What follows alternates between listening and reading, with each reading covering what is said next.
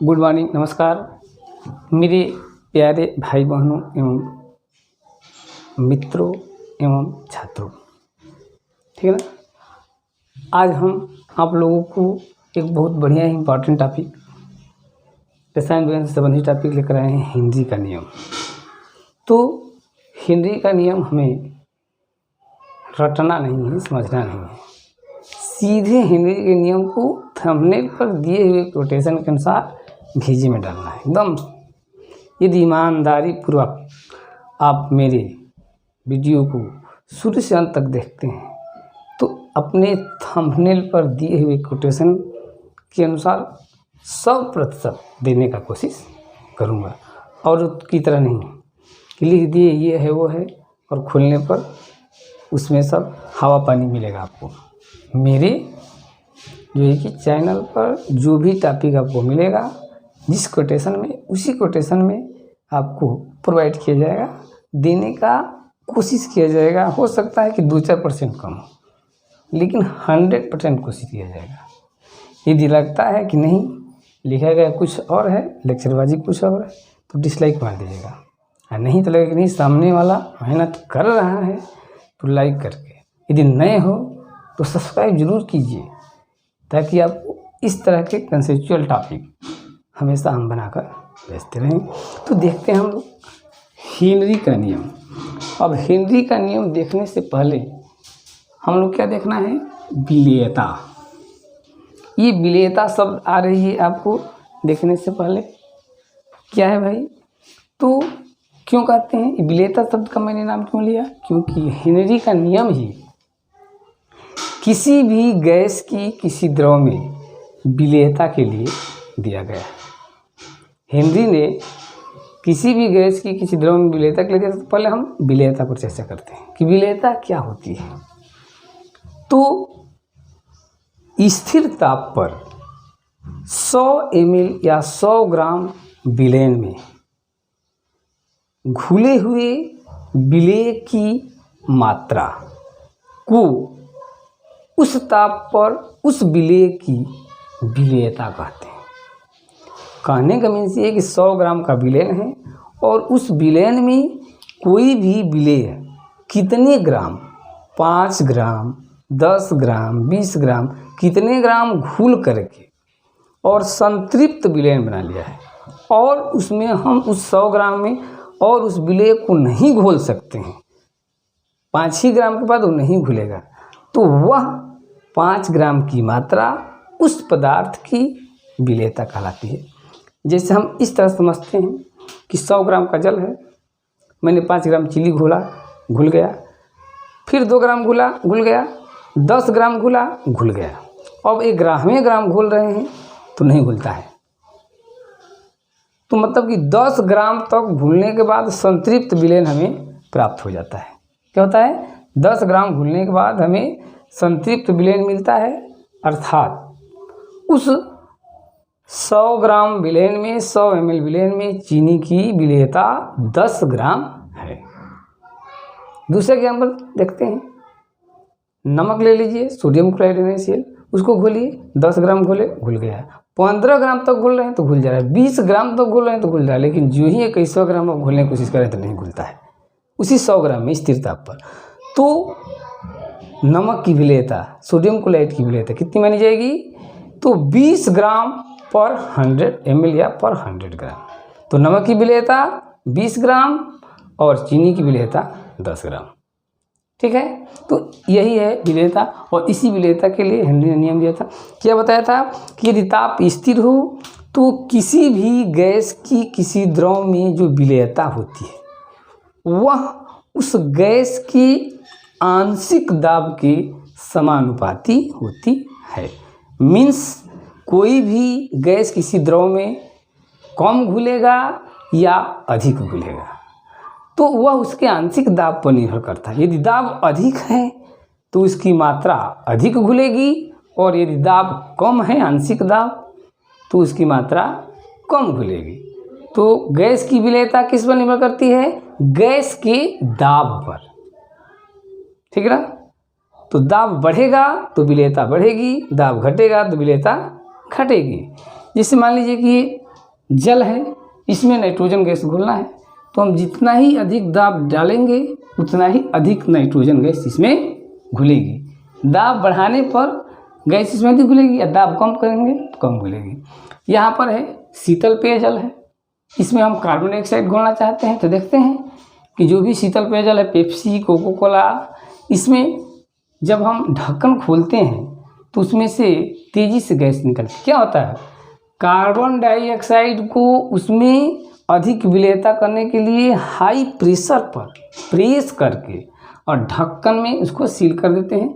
जो ही प्रेशर हटाते हैं तो गैस बाहर निकलने लगती है, और उसके अंदर रखने के लिए हम क्या करते हैं, उसको हाई प्रेशर प्रेस करके और इसमें क्या करते हैं, भर देते हैं। तो कहने का मतलब ये है कि किसी भी द्रव में किसी गैस की विलेयता किस पर निर्भर करती है, तो उस गैस के आंशिक दाब के समानुपाती होती है।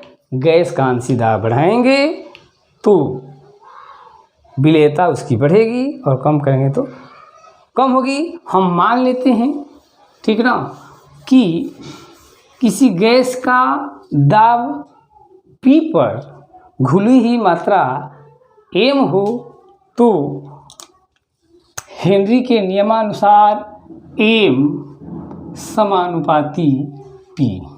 क्या लिख देंगे, m समानुपाती P।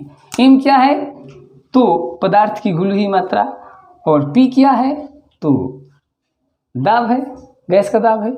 या हम लिख सकते हैं, या m इक्वल Kp। आगे यहाँ पर अब ये कह रहा है कि यहाँ पर K क्या है, तो K एक स्थिरांक है, ठीक है ना। अब हम डाल्टन के अनुसार देखते हैं क्या कहते हैं। तो डाल्टन कहते हैं कि किसी द्रवीय विलयन में, कोई विलयन क्या हो, द्रव का हो, तो किसी भी द्रवीय विलयन में गैस की विलेयता गैस के आंशिक दाब पर निर्भर करती है। डाल्टन क्या बतलाते हैं, डाल्टन ये बतलाते हैं कि किसी भी द्रवीय विलयन में किसी गैस की विलेयता गैस के आंशिक दाब पर निर्भर करता है। अतः गैस की विलेयता को हम मूल अंश में व्यक्त कर सकते हैं। डाल्टन के अनुसार गैस की विलेयता को हम किस में व्यक्त कर सकते हैं, तो मूल अंश में व्यक्त कर सकते हैं। डाल्टन ने बताया था, डाल्टन ने क्या बताया था कि किसी भी द्रवीय विलयन में गैस की विलेयता गैस के आंशिक दाब पर निर्भर करती है, ठीक है। और गैस का जो विलेयता है उसके हम मूल अंश में क्या कर सकते हैं, व्यक्त कर सकते हैं।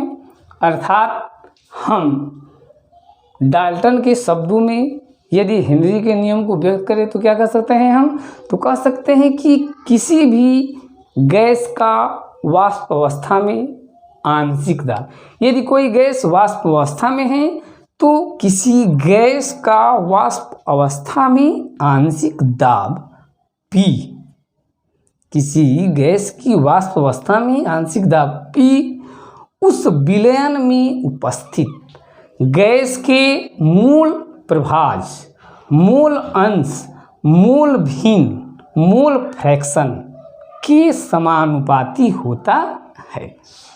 क्या कह रहा है कि किसी गैस का वाष्प अवस्था में आंशिक दाब, कोई गैस वाष्प की अवस्था में है तो उसका आंशिक दाब उस विलयन में उपस्थित गैस के मूल अंश के क्या होता है, समानुपाती होता है।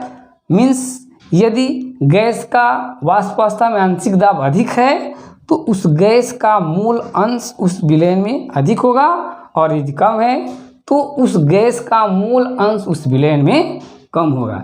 मतलब कि आंशिक दाब अधिक होगा तो मूल अंश भी विलयन में अधिक विलय होगा, और आंशिक दाब कम होगा। तो हम लिख सकते हैं क्या कि P समानुपाती मूल अंश X, ये गैस का मूल अंश है, गैस का। या हम लिख सकते हैं P equal KH X, gas हो जाएगी ये। अब यहाँ पर ये आ गया KH। KH क्या है भाई? तो KH एक स्थिरांक है जिसे हेनरी स्थिरांक कहते हैं। KH क्या है? तो KH एक स्थिरांक है जिसको हम क्या कहते हैं? हेनरी स्थिरांक कहते हैं। और समान ताप पर भिन्न भिन्न गैसों के लिए हेनरी स्थिरांक का मान भिन्न भिन्न होता है। समान ताप पर भिन्न भिन्न गैसों के लिए KH हेनरी स्थिरांक का मान क्या होता है? भिन्न भिन्न होता है। और KH का मान गैस की प्रकृति पर निर्भर करता है। गैस जिस प्रकृति की होगी उसका हेनरी स्थिरांक वैसा ही होता है। ठीक है ना? तो हम इसको लिख सकते हैं कि KH बराबर क्या लिख सकते हैं? तो P/x। KH बराबर P/x। इसका कहने का मतलब क्या हुआ? कहने का मतलब ये हुआ कि KH के मान में यदि हम वृद्धि करते हैं, KH के मान को बढ़ाते हैं तो गैस की विलेयता घटती है। ठीक है ना? KH के मान को बढ़ाएंगे तो गैस की विलेयता क्या होगी? घटती है। ठीक है ना? इसलिए समझ होता है। अब हम देखेंगे कि हेनरी की नियम की सीमाएं क्या है, किस लिमिटेशन तक हेनरी का नियम फॉलो होता है। तो फर्स्ट हेनरी के नियम की सीमाओं में पहला बिंदु ये है कि दाब अधिक हो तो हेनरी का नियम फॉलो किया जा सकता है। कम दाब पर हेनरी का नियम लागू नहीं होता है। तो हेनरी का नियम कब लागू होता है? अधिक दाब पर लगता है फर्स्ट। और दूसरा कि हेनरी का नियम तभी लागू होगा जबकि ताप कम हो। ताप कम नहीं रहेगा तो विलेयता घट जाएगी, मतलब कि ताप अधिक रहेगा तो विलेयता घटेगी। तो पहला क्या हो? दाब अधिक हो। दूसरा क्या हो? ताप बहुत कम हो। और तीसरा नंबर गैस विलायक में कम विलेय हो।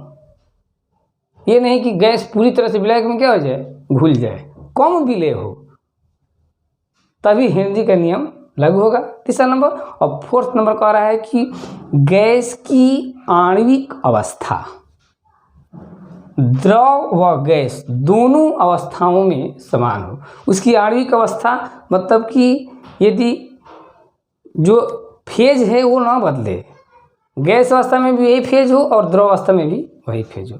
तो ये सीमाएं हो गया। कौन कौन भाई? पहला तो अधिक दाब पर हेनरी नियम फॉलो करता है, कम ताप पर फॉलो करता है, और विलेयता कम हो तब लागू होता है, और आणविक अवस्थाएं गैस और द्रव दोनों में क्या हो? समान हो। ठीक।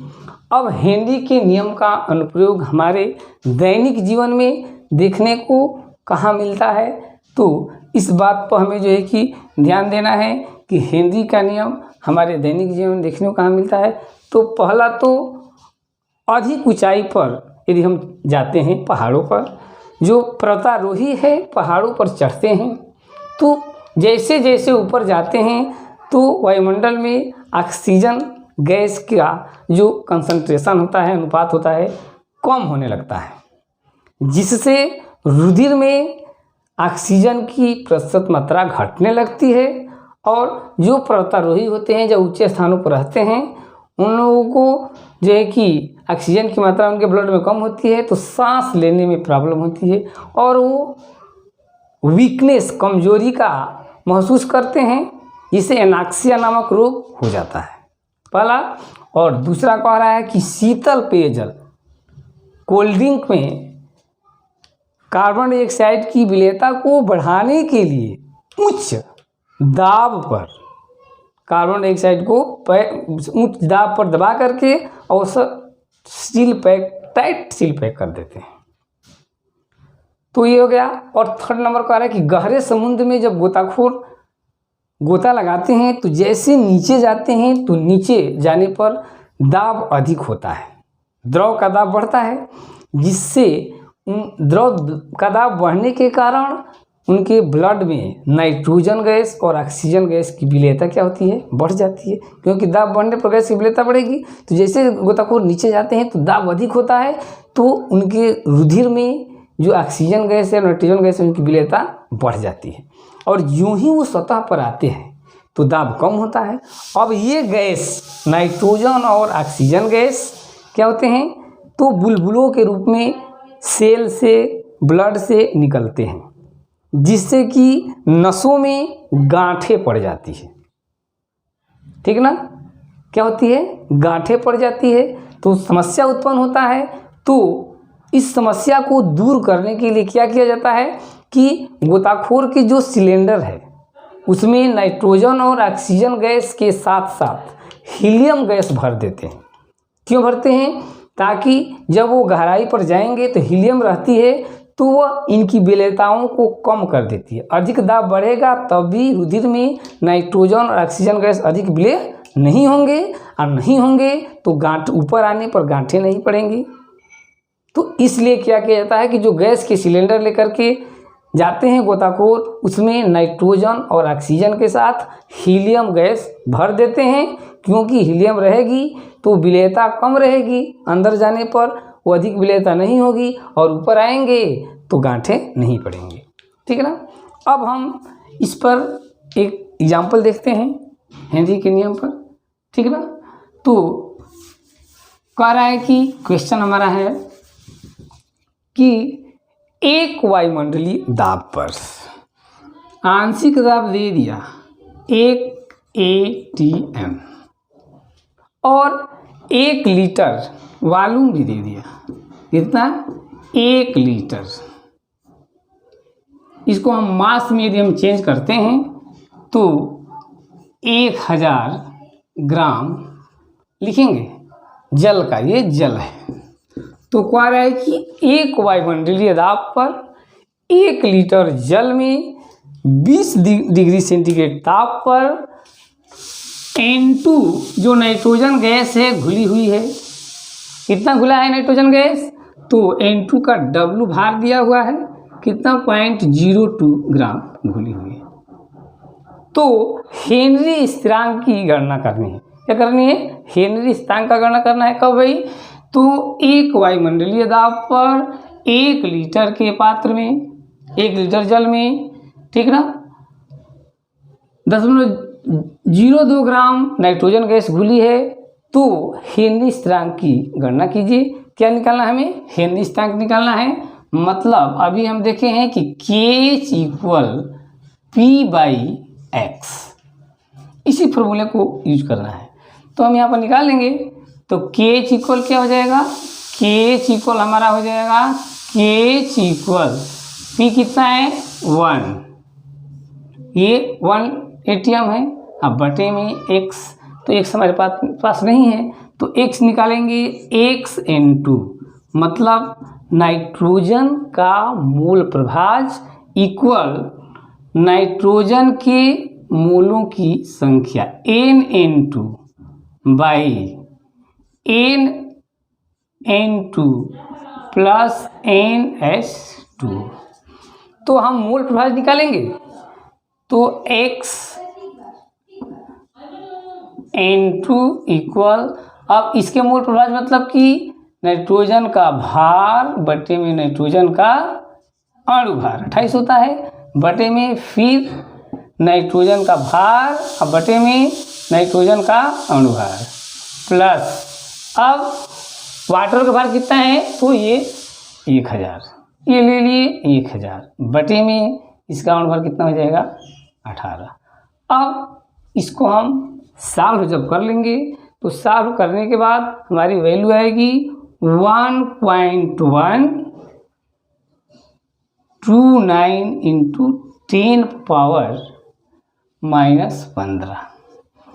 ये आ जाएगा आपका N2 का मोल प्रभाज। ठीक है, कितना आ गया 1.129 इंटू 10⁻। अब हमें KH निकालने हैं, तो KH निकालना है, तो KH इक्वल दिया हुआ है प्रेशर 1 atm, अब बटे में ये कितना हो जाएगा 1.129 इंटू 10⁵। क्लियर, और इसको सॉल्व कर देंगे तो हमें मिल जाएगा 7.75 इंटू 10⁴ ATM वायुमंडल दाब। देखते हैं कि नीचे तक दिख रहा है कि नहीं। ठीक ना, तो ये वायुमंडल दाब हो जाएगा।